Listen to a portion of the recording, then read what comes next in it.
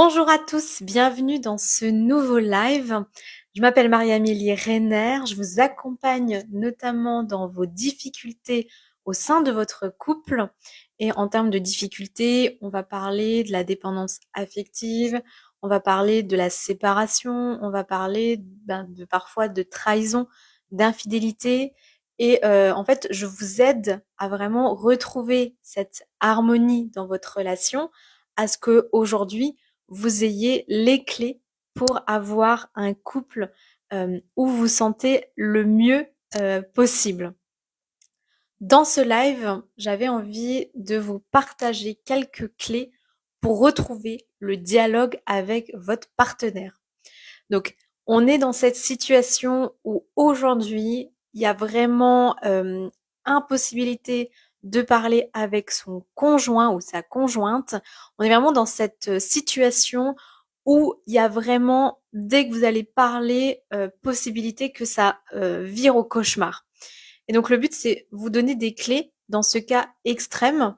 On n'est plus effectivement dans juste le fait d'avoir de temps en temps des petits accros. Là, on est vraiment dans une situation où aujourd'hui, vous ne savez plus comment faire, vous ne savez plus comment prendre les choses pour que ça ne parte pas en live. Donc c'est un petit peu dans des situations extrêmes où voilà, j'ai envie de vous donner quelques clés en sachant bien sûr, hein, je vous le dis souvent, mais rien ne sera mieux que de vous faire aider parce que on a toujours des solutions en plus, des choses que je vais pouvoir vous donner en plus liées à votre situation. J'espère que vous m'entendez bien. N'hésitez pas si vous avez envie de réagir pendant ce live. Bienvenue à Marc, à Thomas, à Petite Huître Perlée. Merci de me suivre chaque semaine. Pour revenir à mon sujet aujourd'hui. Donc, une des clés déjà, c'est de pas le prendre personnellement. Je sais que dans cette situation-là, on est face à quelqu'un qui va nous blesser, qui va venir toucher une partie de nous vraiment sensible. Et donc, forcément, on a tendance à le prendre personnellement. Et j'ai toujours envie de dire ça, c'est ce que je rappelle à mes clients, c'est vous êtes en face d'une personne qui est certainement dans un mal-être, qui aujourd'hui n'a pas les ressources, ne sait pas comment faire autrement que soit de ne rien dire, de rester emmuré dans un silence, soit si vous parlez, vous allez, il ou elle va vous agresser. Il faut bien vous dire qu'aujourd'hui, vous êtes la personne qui va déclencher l'autre. Et parce que vous allez déclencher l'autre, eh bien la forme de communication entre vous va être simplement une forme d'agressivité, parce que le silence, c'est aussi une agression, et agresser l'autre, ça, c'est aussi... Donc, il y a plusieurs formes d'agression quand on va effectivement parler à l'autre ou essayer de communiquer avec l'autre. Donc, c'est vraiment la première clé, c'est de pas le prendre personnellement, de pas se dire que du coup, en fait, c'est impossible de parler à l'autre parce que de toute façon, il ou elle va nous blesser à chaque fois. Si vous voulez, quand l'autre nous blesse, c'est parce que il ou elle est aussi extrêmement blessé. Ça, il faut vraiment le prendre en considération parce que vous êtes face à une personne qui s'est sentie blessée dans la relation. Alors vous allez certainement vous dire, mais moi aussi j'ai été blessée. Vous avez certainement été tous les deux blessés. Et quand on vient dans une relation, on a beaucoup de bagages. On a des bagages d'anciennes relations, on a le bagage de notre éducation et on a le bagage de ce que nous, on vit dans la relation et souvent, on n'a pas réglé ces soucis. Donc, la relation est un révélateur de ces blessures-là. Donc, le but, c'est déjà effectivement de se dire, ok, je le prends pas personnellement, il y a plein d'autres choses qui se jouent chez mon partenaire.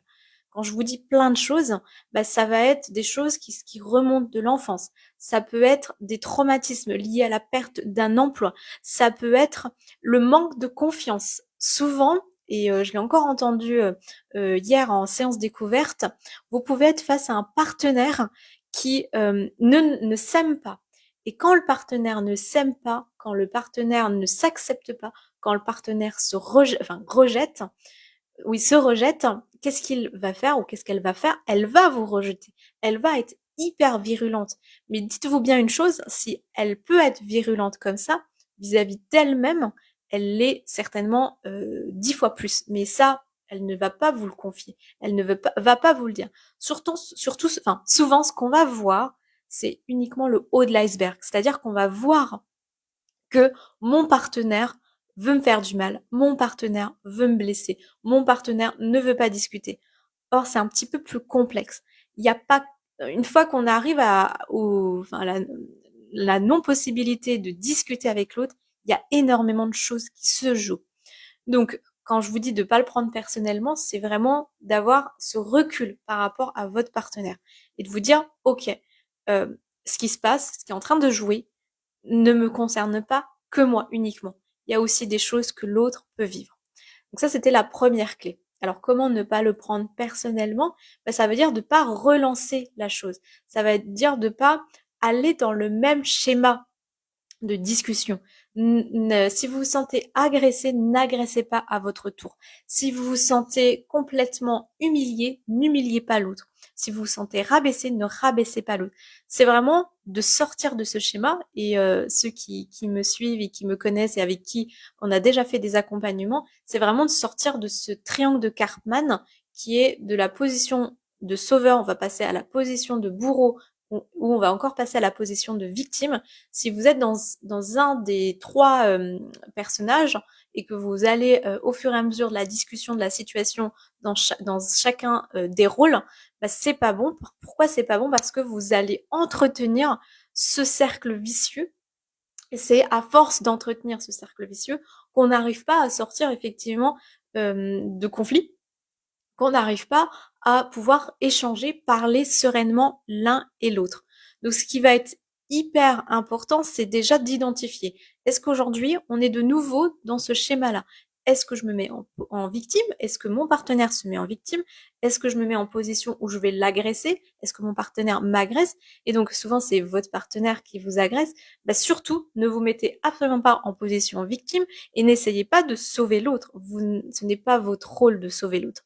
L'autre doit travailler sur lui, mais vous n'avez pas, entre guillemets, cette responsabilité de le faire travailler sur lui ou de lui demander, de lui dire, en fait, là, il y a un sérieux souci et tu as besoin de te faire accompagner. Souvent, venant du partenaire, ça peut être hyper mal pris et la personne n'est pas prête. Souvent, ce qui va faire que l'autre va vouloir travailler sur soi, c'est quand il a quelque chose de lourd à perdre ou quand il y a quelqu'un d'autre qui a beaucoup plus de poids sur votre partenaire qui va pouvoir vous le dire. Donc vous personnellement, ce que vous pouvez faire, c'est vraiment vous protéger, en tout cas ne pas alimenter les discussions qui vont être tendues et au contraire aller chercher justement d'autres solutions, soit une tierce personne qui va pouvoir vous éclairer, soit effectivement, en tout cas, d'alléger la discussion. Souvent, ce qui se passe à la fin, quand on ne s'entend plus, c'est qu'on va être dans cette dynamique de vouloir essayer de comprendre, de vouloir essayer de faire changer l'autre, de vouloir essayer de l'amener à ce qu'on désire parce qu'on se dit, en fait, en faisant ce que tu fais, t'es juste en train de saccager la relation, t'es juste en train de complètement mettre à mal.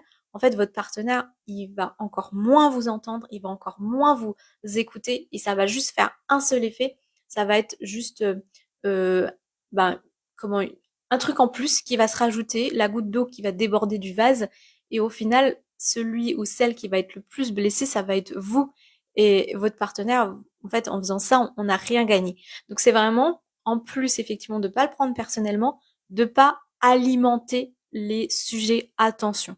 Ça veut pas dire je vais les éviter, ça veut pas dire je les mets sous le tapis, ça veut pas non plus dire on fait comme si de rien n'était. Non, ça veut simplement dire on va redonner de l'oxygène à ma relation. On va essayer simplement de vouloir effectivement ramener autre chose dans la relation.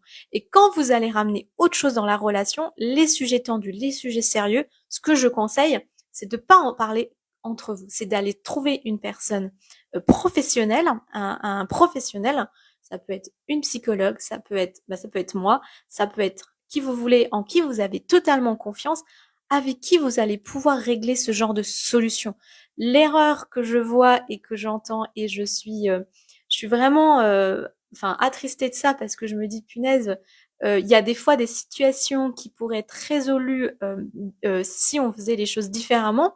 L'erreur que je vois, c'est que vous allez attendre super longtemps et surtout vous allez essayer par vous-même. Mais dites-vous, là je vous ai donné un tout petit bout de ce qui peut se passer chez votre partenaire, mais dites-vous que vous n'avez pas forcément les clés de tout par rapport à votre partenaire.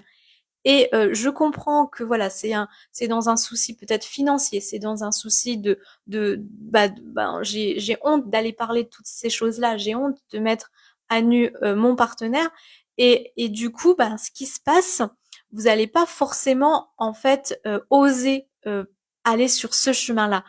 Or, c'est en n'osant pas aller sur ce chemin-là, quand vous, en restant seul de son côté, parce que là, on est dans une situation où vous êtes certainement, ou souvent en tout cas de ce que j'entends, face à un partenaire qui est dans un mal-être. Et donc en fait, souvent le partenaire est dans un mal-être, mais vous aussi, vous n'êtes pas forcément dans un état optimal pour affronter cette situation. Et donc vraiment, c'est de vous dire, ok, je peux me faire aider, je peux me faire accompagner parce que là, pour notre couple, que ça soit mon partenaire ou moi, on en a vraiment besoin. Euh, Par rapport, donc, effectivement, au dialogue, donc ce que je vous disais, ça va être effectivement de pas raviver les flammes. Autre chose, c'est aussi de vous euh, ne pas vous arrêter de vivre, de pas arrêter de continuer la vie comme vous pouviez la vivre avant, parce que vous avez besoin de recharger les batteries, vous avez besoin de retrouver de l'oxygène. Et souvent, on va chercher à travers l'autre dans son couple, tout ça. Et sauf qu'aujourd'hui, votre partenaire ne peut pas vous donner ça et ne va pas vous le donner. Parce que votre partenaire, souvent ce que je vois, c'est que il ou elle se dit de toute façon c'est terminé, de toute façon je veux plus rien entendre et vous êtes un peu devenu le bouc émissaire. Donc vous, entre guillemets, ce que vous pouvez faire, ce qui est en votre pouvoir, c'est vous soigner vous-même. Quand je dis soigner, c'est plus dans le sens prendre soin, hein, c'est pas soigner au niveau médical, mais prendre soin de vous. Et je sais que pour beaucoup, ce qui est très difficile pour prendre soin de soi, c'est qu'on se dit, mais c'est avec l'autre que je peux prendre soin de moi. C'est l'autre qui m'a amené effectivement ce dont j'avais besoin pour me sentir bien, pour me sentir heureux ou heureuse. Et comment veux-tu que je prenne soin de moi alors que ce qui me permettait de me sentir bien, c'était uniquement à travers l'autre. Et comme il n'y a plus cet autre, il y a une partie de moi qui s'effondre, il y a une partie de moi qui n'a plus lieu d'être. Et en fait, là, c'est un petit peu le serpent qui se mord la queue. C'est-à-dire que aujourd'hui, vous voulez retrouver cette relation avec votre partenaire, ce même partenaire qui aujourd'hui ne vous n'est pas en capacité de vous donner la chose, et puis vous qui aimerez tellement que ce partenaire vous redonne cette chose qui vous manque tellement, et donc en fait, il y a vraiment un cercle vicieux et personne n'y trouve son compte parce que tout est interdépendant de l'autre. Donc c'est en fait de retrouver votre votre équilibre à vous sans avoir besoin de l'autre. Et il y a pas mille solutions dans le sens où à un moment donné, il faut casser ce schéma-là. Il faut sortir de ce schéma-là. Quand vous allez sortir de ce schéma-là, petit à petit, vous allez voir, les autres choses vont se mettre petit à petit en place. Donc, quand moi, je retrouve effectivement cette stabilité pour moi, quand moi, je retrouve effectivement cet équilibre émotionnel, quand moi, je retrouve cet oxygène, bien du coup, vous allez aussi pouvoir ainsi amener une autre énergie dans votre relation de couple. Vous allez ainsi pouvoir ramener autre chose dans la relation. Et surtout, à travers vous, votre partenaire va aussi s'adoucir.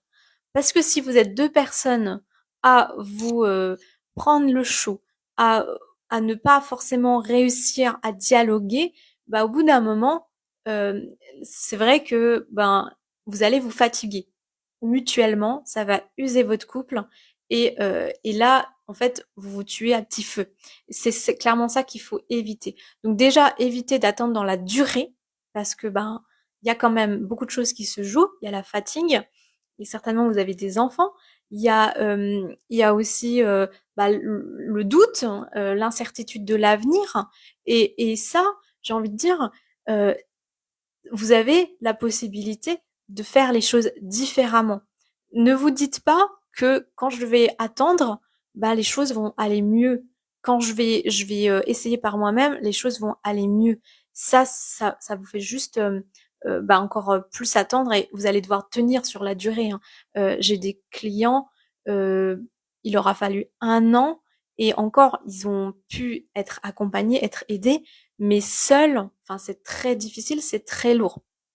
Après, voilà, vous avancez, vous faites comme vous pouvez. Je sais que c'est pas toujours évident, mais si vous sentez en vous que là c'est le moment, on y va et on se lance, n'hésitez pas parce que bah, finalement c'est un petit peu, vous voyez, euh, vous êtes deux personnes et plus vous attendez et plus le lien que vous avez, bah, il s'étiole, il est plus autant beau. Parce qu'au début, quand on commence une relation, on n'a pas tous ces cailloux, toutes ces difficultés. Et puis au fur et à mesure, il y a des choses qui s'accumulent et il y a besoin d'aller effectivement dénoudre tout ça. Et au fur et à mesure, bah, vous allez petit à petit remettre de l'oxygène, remettre enfin voilà, de la légèreté et ça va aller de mieux en mieux.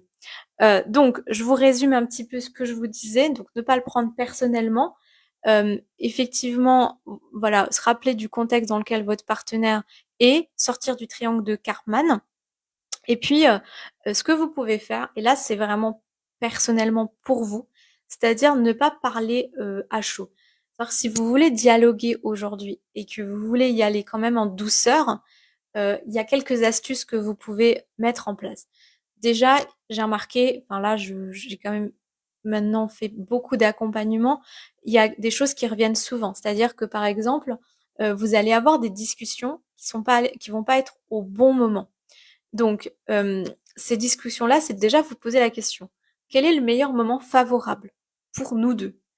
Et alors, par exemple, il y a des moments où je vous conseille d'éviter. Ça va être le soir. Ça va être quand on rentre du travail, qu'on est fatigué. Ça va être à la fin d'une période de, voilà, des semaines où vous travaillez de manière acharnée. Et puis, bon, allez, on met ce rendez-vous-là. Non, ça va clairement, vous n'allez pas mettre les conditions optimales. Mettre les conditions optimales, c'est... Alors vous allez me dire, oui, mais quand je suis face à un partenaire qui est tout le temps fâché, qui est tout le temps énervé, c'est très compliqué.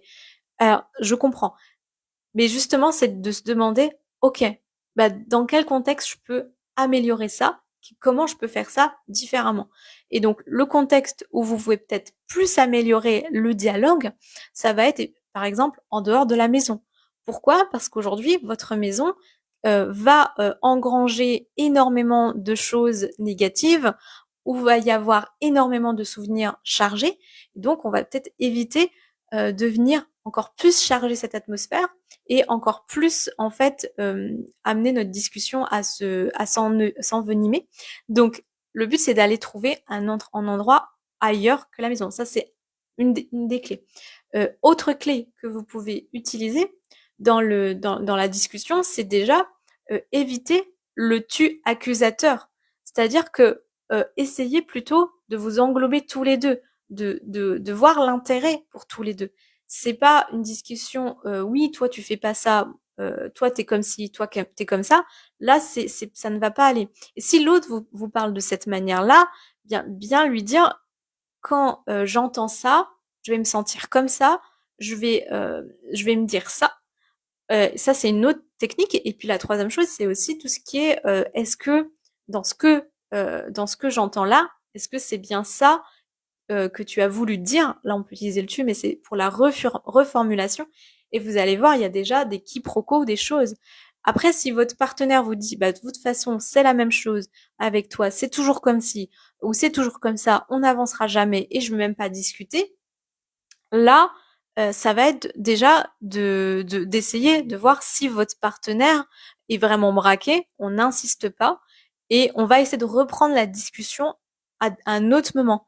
et on y va un petit peu tranquillement. C'est-à-dire que si dans votre échange, vous avez 90% du temps, c'est que, entre guillemets, on rend des comptes à l'autre, ça va pas aller.